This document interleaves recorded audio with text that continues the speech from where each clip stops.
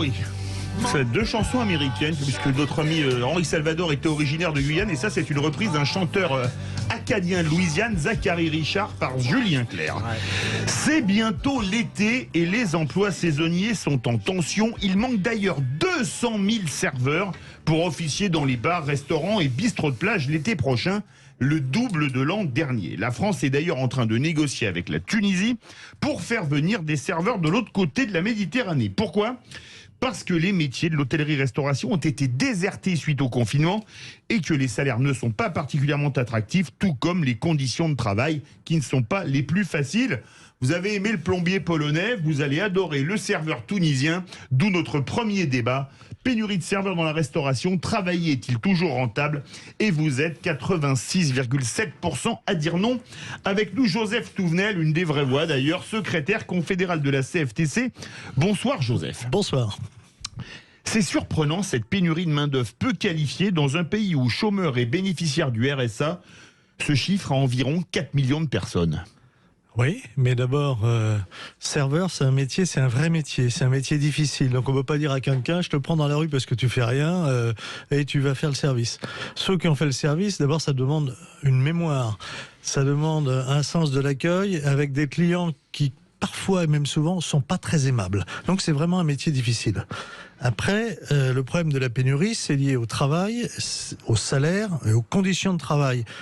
Et aussi aux conditions de logement. Parce que quand je vais sur la Côte d'Azur, en été, où on va me dire, il y a des places de serveurs. Oui, mais je me loge comment ?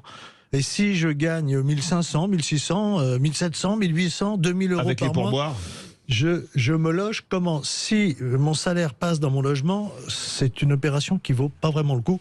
Même problème à la montagne l'hiver. Philippe Bilger. Mon cher Joseph, je vais tenir le point de vue de quelqu'un qui évidemment n'est pas syndicaliste. D'abord, je pense que travailler est toujours rentable. L'honneur de travailler pour un homme ou une femme qui le souhaite, entendons-nous bien, c'est quelque chose qui n'a pas besoin de justification. Deuxième élément, au-delà des considérations très justes sociologiques et financières que vous décrivez, que vous énoncez et qui sont sans doute exactes, est-ce que vous ne croyez pas que pour tomber de nouveau dans une sorte de raisonnement décliniste, il y a de plus en plus un manque d'appétence singulier et collectif pour des travaux prétendus difficiles, pour précisément une vie faite de travail et de labeur, parce qu'on ne perçoit plus à quel point c'est un moyen de liberté et de délivrance et au fond de gratification de soi-même. Joseph Touvenel. Alors, Philippe, c'est la sagesse même. J'avais une deuxième partie en disant, mais attention, travailler, c'est participer au bien commun, c'est avoir du lien social, c'est éviter l'isolement. Quand je travaille, je m'enferme pas sur moi-même. Et donc, c'est ce que disait Philippe, cette notion du travail, elle se perd. Pourquoi ? Parce que nous sommes dans une société de plus en plus matérialiste. Et dans cette société matérialiste, on considère que la seule chose qui vaille, c'est le matériel. Donc c'est le salaire qui est important pour bien vivre. Mais effectivement, il y a aussi une relation au travail qui est de participer à une œuvre. Encore faut-il que mon travail soit une œuvre, mais le plus modeste. Celui qui vous parle, il a commencé, il a été manœuvre chez un horticulteur, il était 2 ans pendant homme de ménage. Ça ne veut pas dire que donc c'est des tâches simples, mais qui avaient un sens. Mais quel sens donne-t-on au travail et quel respect on a pour le travail et pour le travailleur. Dans une société où on nous explique... moi, j'ai été très frappé quand on nous a fait de Bernard Tapie le héros, le modèle. Pour moi, c'est un anti-modèle et c'est un anti-héros. C'est-à-dire qu'il a tout ramené à du matérialisme. D'ailleurs, il a fait perdre de l'emploi à des milliers de personnes. Moi, je pense aux usines Adidas qu'on fermait. Parce que lui, il était dans la réussite uniquement matérielle qui compte, Mais si on oublie ce sens d'autre chose, parce que je crois que l'homme, avec un H, l'homme et la femme, on est fait pour autre chose que l'accumulation des biens matériels. Et si on ne retrouve pas ce sens du travail, qui est aussi un service pour soi-même et pour la communauté, on va dans le mur. Mais en fin de compte, les jeunes, les entreprises nous disent beaucoup, on a du mal à garder les jeunes, vous savez, ils sont pas fidèles, ils restent 6 mois, 1 an, et puis ils s'en vont. Mais ils ont compris ce qu'on leur expliquait depuis des années. Ils ont compris que le but dans la vie, c'était d'avoir le meilleur rendement. Le meilleur rendement, c'est quoi ? c'est j'en apporte le moins pour en retirer le plus. C'est ça le meilleur rendement. C'est-à-dire que je mets le moins d'énergie pour avoir la plus grande rentabilité. Eh ben, ils ont compris qu'ils étaient une petite entreprise individuelle, chacun. Ils gèrent leur petite entreprise individuelle. C'est pas bon pour la société, je crois que c'est même pas bon pour eux, en disant j'en fais le moins possible pour que ça me rapporte le plus. Et du coup, on a du mal à trouver des gens qui vont dans le travail parce que on perd la conscience de ce lien social, de ce lien collectif et de ce qu'on apporte à la société. Caroline Pilastre. Les secteurs de l'hôtellerie et de la restauration sont durs. Vous allez me dire, ce ne sont pas les seules professions qui demandent beaucoup d'efforts. Certes, mais quand on voit le peu de rémunération qu'ont beaucoup, pour beaucoup d'heures, et comme vous le rappeliez, monsieur, ce qu'ils pêchent, c'est le fait de ne pas réussir à trouver un logement à un prix décent. Quand vous êtes saisonnier et que vous mettez pratiquement l'entièreté de votre salaire dans votre logement, quelle est l'attractivité de faire ce métier? Alors je pense que dans un premier temps, il faudrait augmenter les salaires, baisser les charges salariales, patronales, et pour en revenir à ces salariés tunisiens qui connaissent le secteur, puisqu'ils sont formés à l'hôtellerie et à la restauration. J'aimerais aussi que si on les emploie aux conditions des Français, qu'il n'est pas... Alors je vous coupe, ce sera le cas, ils seront embauchés aux conditions des Français. D'accord, parce que moi je m'inquiétais niveau tarif, parce que si c'était sur ceux de la Tunisie... Parce que c'est pas des travailleurs détachés européens. Voilà, tout à fait. Donc ne pensez-vous pas justement qu'il faut revoir une fois de plus les charges patronales, salariales et baisser les loyers pour ces saisonniers, et peut-être qu'ils auront envie de retourner dans ce secteur professionnel, parce qu'il faut aussi dire qu'avec la Covid, il y a eu beaucoup de reconversions. Les personnes se sont rendues compte qu'elles n'avaient plus envie de travailler parce que justement ça n'était plus intéressant pour X ou Y raison pour elles. Alors, les reconversions, c'est absolument exact. Il y en a eu beaucoup qui se sont aperçus qu'ils pouvaient faire autre chose et de toute façon ils n'allaient pas rester à rien faire, donc ils se sont mis à faire autre chose. Et que le soir ils étaient chez eux au lieu de rentrer à pas d'heure sans voir leurs enfants, etc. Donc c'est sûr que le personnel dans l'hôtellerie-restauration, les restaurants étant fermés, et les hôtels aussi, ça a quand même beaucoup valsé. Oui, le soir, le week-end, avoir une vie un peu comme tout le monde. Donc ça peut s'organiser. On sait qu'il y a des métiers, on demande des services, y compris le week-end et le soir. Donc on en profite, il faut en avoir conscience. Ça veut dire que ceux qui ont des tâches particulièrement difficiles doivent être mieux rémunérés. On va pas me dire que la rémunération des serveurs, ce qui nous met dans le mur, c'est le serveur chinois. Donc c'est un problème. Alors il y a le problème des charges, mais il n'y a pas que le problème des charges. Il y a par exemple... Surtout que je vous coupe, le SMIC c'est payé à 5% au-dessus du SMIC, je crois, dans la convention collective de l'hôtellerie-restauration. D'après ce que je vois en la préparation, on est toujours sous le cas de la réduction de charges Fillon et on paye 200 ou 300 euros de charges sociales. C'est pas énorme. Là-dessus, c'est vrai, c'est pas énorme. Mais par contre, l'imagination peut être aussi au pouvoir. Pourquoi on ne les intéresse pas plus directement aux bénéfices ? Il y a un certain nombre de restaurants qui marchent très bien. Il y en a d'autres qui ont plus de difficultés. Mais si on a des difficultés, il n'y a pas de bénéfices. Mais pourquoi on ne les intéresse pas plus aux bénéfices ? S'ils avaient un intérêt direct sur la marche de ce qu'ils font, il est normal que les actionnaires aient aussi des intérêts aux bénéfices. Ils mettent de l'argent, il est normal qu'ils en tirent un intérêt. Oui. Mais pour les salariés, c'est une vieille idée révolutionnaire avec un Che Guevara français qui s'appelait Charles de Gaulle. Oui. La participation des salariés. Et Jacques Chaban-Delmas. Et Jacques Chaban-Delmas, c'est donc le Che Guevara de Bordeaux. Est-ce qu'on ne peut pas aussi réétudier la question pour savoir comment les salariés participent réellement aux bénéfices ? Luc Gras. Moi, je crois que ça pose une vraie question philosophique derrière tout cela. C'est quelle société nous voulons ?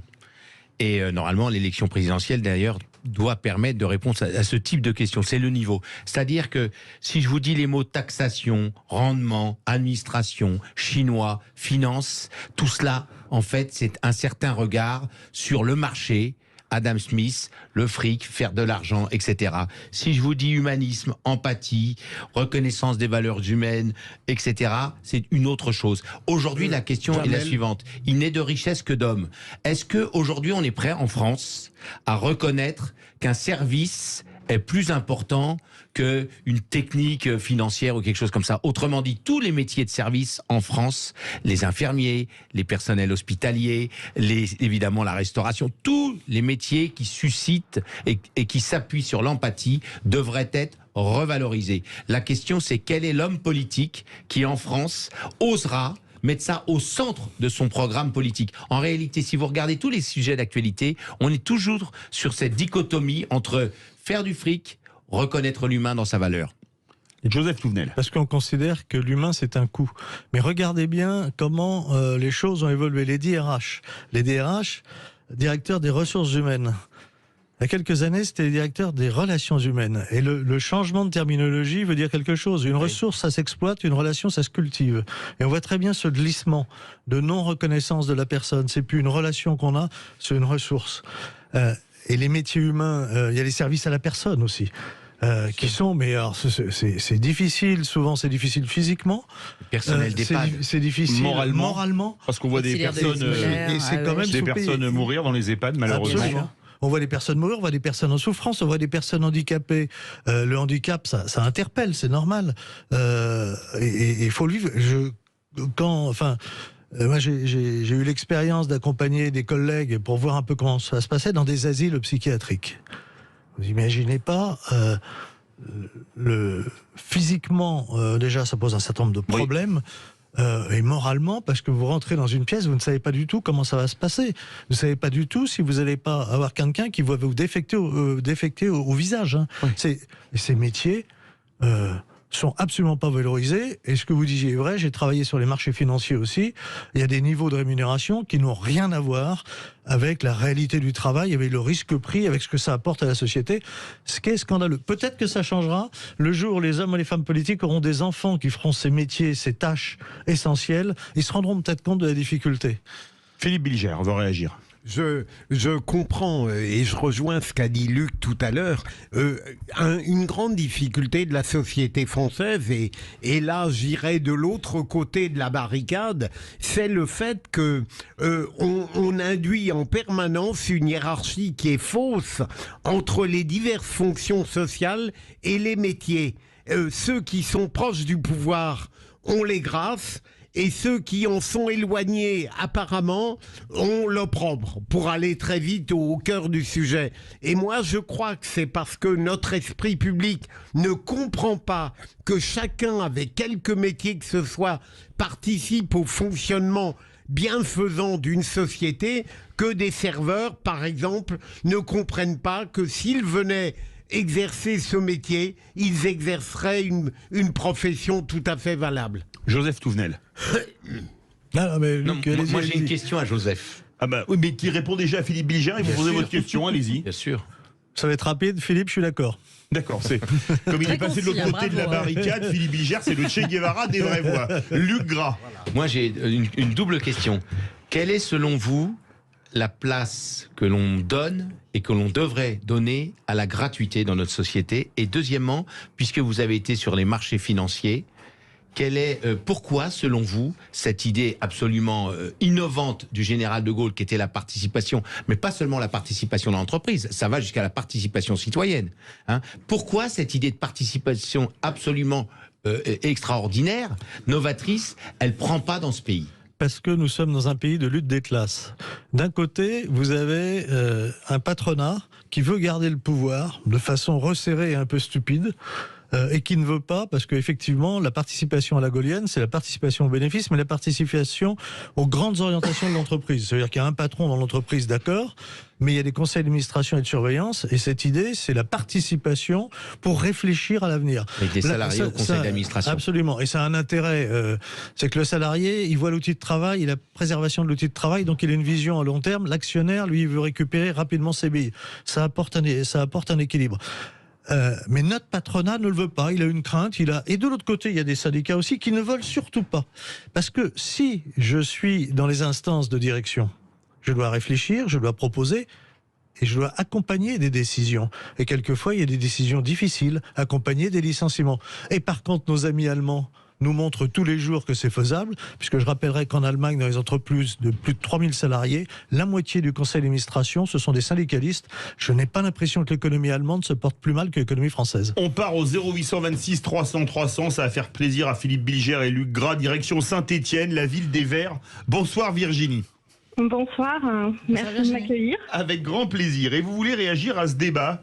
Cette question qu'on pose, pénurie de serveurs dans la restauration, travailler est-il toujours rentable? Oui, je voulais réagir à ça. Alors déjà, merci de m'accueillir en direct. Avec plaisir. Je veux réagir parce que voilà, moi j'ai 48 ans. Je suis assistante juridique dans un cabinet d'avocats spécialisé en droit des affaires. Ça fait 25 ans que je fais ce métier. J'ai un bac+2. Et actuellement, j'ai 2 enfants qui ont 19 ans et 17 ans, qui font des études supérieures et des études éloignées de mon domicile. Donc aujourd'hui, pour pouvoir financer les études de mes enfants, je travaille dans la restauration le week-end et le soir en extra. Oui. Voilà. J'ai 48 ans. Courageuse. Voilà, j'ai 48 ans et c'est la seule façon, c'est la seule manière j'ai trouvé en fait de faire un complément de salaire. Donc actuellement je travaille dans un relais château quand même, Oui. dans un hôtel 4 étoiles avec un restaurant gastronomique. C'est loin. Comment ? C'est loin de votre domicile? C'est loin. C'est à 30 km de chez moi, oui. Ah oui, il faut quand même faire 60 km Ouais. d'essence. Ouais. Oui. Non, mais je Ouais. pensais, on aurait pu y aller pratiquement. Oui. Ah, mais avec plaisir de vous accueillir. Donc effectivement, dans cet établissement, qui est un très bel établissement, il y a une pénurie de salariés de la restauration. Ils sont obligés d'avoir recours à l'intérim parce qu'ils ne trouvent plus personne. Alors je tiens quand même à préciser que mon salaire brut est le SMIC. Votre salaire brut est le SMIC dans votre cabinet d'avocat ou Non, en restauration. deuxième en restauration? D'accord. Merci beaucoup Virginie de Saint-Étienne. Le mot de la fin en 30 secondes de Joseph Touvenel. Beau témoignage de Virginie. Oui. Aujourd'hui, la France, ça devient... Moi, il y a 30 ans, j'ai pratiquement 30 ans, 25 ans, j'allais au Portugal quand je travaillais à l'export et beaucoup de gens avaient 2 emplois, voire 3 emplois pour arriver à boucler les fins de mois. La France, ça devient comme le Portugal il y a 30 ans? Alors pas exactement comme le Portugal il y a 30 ans, mais on voit très bien des gens qui, pour boucler les fins de mois, notamment parce que les charges pour celui qui travaille, on a parlé des charges de transport, on a parlé des charges de logement, il y a d'autres charges. Quand on parle des aides à domicile qui se déplacent, elles payent l'essence. À un moment donné, c'est absolument plus rentable de se déplacer. Ça, le coût du travail devrait être pris en compte aussi. Merci beaucoup Joseph Touvenel, secrétaire confédéral de la CFTC. Et on va passer un message à quelqu'un qu'on connaît bien sur Sud Radio qui est à Saint-Étienne, c'est Pascal Duprat, l'entraîneur qui était notre consultant à la dernière Coupe du Monde. On lui souhaite bonne chance pour le dernier match pour que les Verts sauvent leur place en Ligue 1. Pascal, si tu nous écoutes, tu as le soutien des Vraies Voix et de Sud Radio. Verdict sur Twitter, pénurie de serveurs dans la restauration, travailler est-il toujours rentable? Vous êtes 85,8% à dire non. On se retrouve tout de suite avec la chronique de notre ami Frédéric Brindel.